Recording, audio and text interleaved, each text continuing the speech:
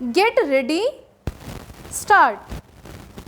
The reasons why a development bank of this kind is necessary are not very difficult to understand. The size of the allocation for industrialization in the first 2 5-year plans was not on the whole so great as to strain the resources of the existing financial institutions including banks, but latterly the gaps in the present institutional framework for the provision of industrial credit, especially for medium and long term periods, have come to light.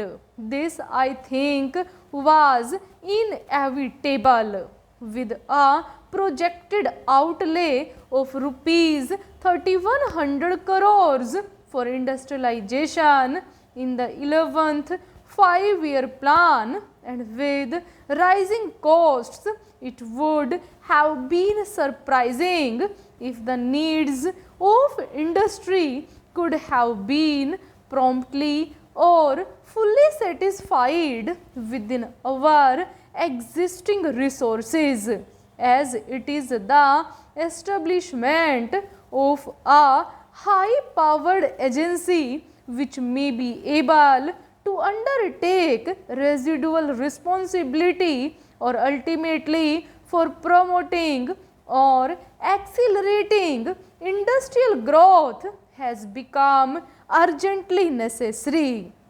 I am not unmindful, sir, while I am seeing this, of the effort which banks and other industrial finance corporations have been making to adapt themselves to the changes which are being brought about as a result of rapid industrialization. Bank advances this year at the peak of the busy season reached a record level, and nearly 60% of the advances are now granted for industrial purposes. In the case of the State Bank of India, which is our leading commercial bank, the figure I believe is even higher. 3/4 of the state bank's advances, I understand, are sanctioned to industrial units.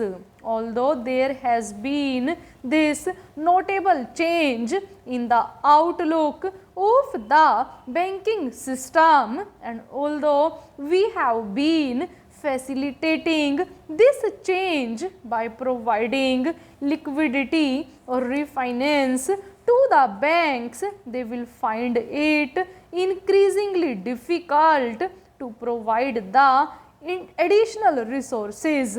There are many other competing demands on the resources of the banking system, and banks have also some statutory obligations in the matter of maintaining a specified percentage of their resources in cash or approved investments.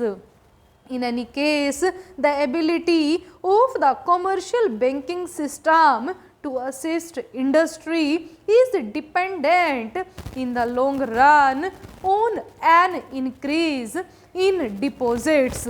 While banks can and should try to help the industry, it will be unrealistic to think that in the existing phase of development they can continue to carry the burden of financing industrial enterprises without any external aid or assistance. We have a number of specialized agencies like the Industrial Finance Corporation and the State Finance Corporations, but they operate within certain limitations.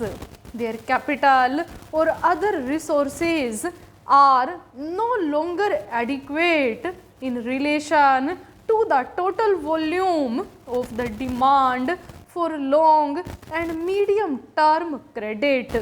The conditions in which or the security against which they can grant loans or other assistance are also rigid. Industrial units which need substantial capital of the order of more than 1 or 2 crores of rupees, or entrepreneurs planning for additions to capital or investment over a period of years, do not in many cases have the assurance that the existing agencies will be able to provide for these needs.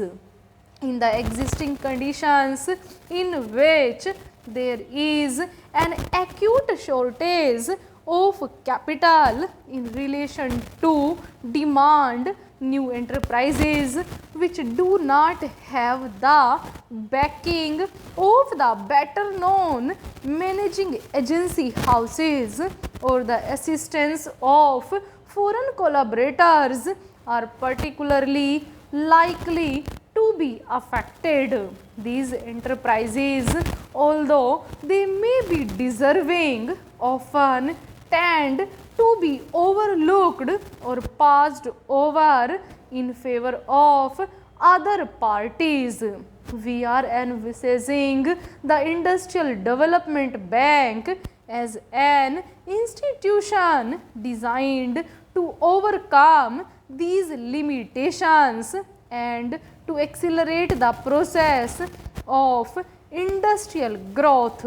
This new institution will be a wholly owned subsidiary of the Reserve Bank of India. It will be managed by a board consisting of the directors of the Central Board of the Reserve Bank.